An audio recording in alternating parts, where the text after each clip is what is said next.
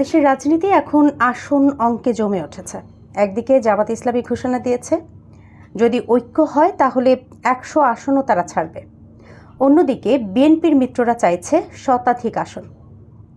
কিন্তু এবার ভিন্নতা হলো বিএনপি আর জামাত একই জোটে আর নেই, বরং এখন তারা একে অপরের প্রতিদ্বন্দ্বী। তাহলে এই নতুন রাজনৈতিক মানচিত্রে কার লাভ আর কার ক্ষতি হতে যাচ্ছে? প্রথমে আসি জামাতের দিক থেকে।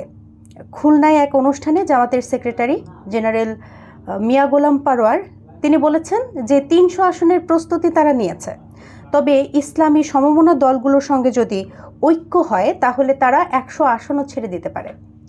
মানে তারা এবার ইসলামী রাজনীতির নতুন জোট গড়ার দিকেই ঝুঁকছে। ইসলামী ঐক্যফ্রন্ট বা সমমনা জোটের ধারণা এক্ষেত্রে কিন্তু স্পষ্ট।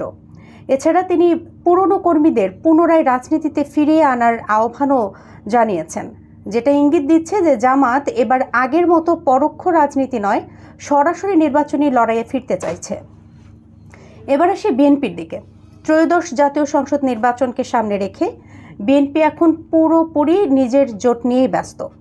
দলটির মিত্ররা গণফোরাম, এলডিপি, গণতন্ত্র মঞ্চ, ১২ দলীয় জোট সবাই মিলে এখন ১০০টিরও বেশি আসন দাবি করছে।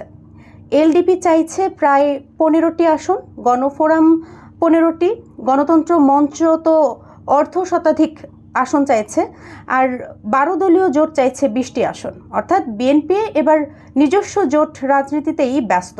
জামাতের সঙ্গে কোনো সমন্বয়ের প্রশ্নই নেই এখানে। একসময়ের ঘনিষ্ঠ সহযোগী বিএনপি জামাত এখন দুই প্রতিদ্বন্দ্বী মেরুতে। বিএনপি এখন গণতান্ত্রিক ও জাতীয়তাবাদী ধারার মিত্রদের নিয়ে বড় জোট গড়তে চায়, অন্যদিকে জামাত গড়ছে ধর্মভিত্তিক ইসলামী ঐক্যফ্রন্ট। এই বাস্তবতায় দেখা যাচ্ছে যেখানে একসময় তারা একসাথে আওয়ামী লীগের বিরুদ্ধে লড়েছে, এখন তারা একই ভোট কেন্দ্রে প্রতিদ্বন্দ্বী হয়ে উঠছে।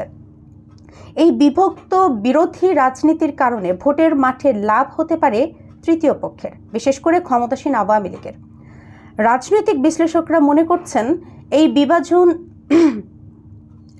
বিভাজন বিরোধী শিবিরের জন্য বড় ক্ষতি, কারণ একদিকে জামাত ইসলামী ভোট কেটে নিতে পারে বিএনপিরই সম্ভাব্য ভোটার ঘর থেকে। বাংলাদেশের রাজনীতি এখন জোট নয়, বিভাজনের রাজনীতি। বিএনপি নিজের পথ নিচ্ছে, জামাত নিচ্ছে আলাদা দিক।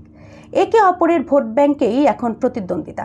তাহলে প্রশ্ন একটাই, একসময়ের মিত্ররা এখন প্রতিপক্ষ হয়ে গেলে কার পক্ষে যাবে জনগণের ভোট, আর কার কৌশল সফল হবে সামনের ফেব্রুয়ারি নির্বাচনে? কমেন্টে আপনার মতামত জানাতে ভুলবেন না।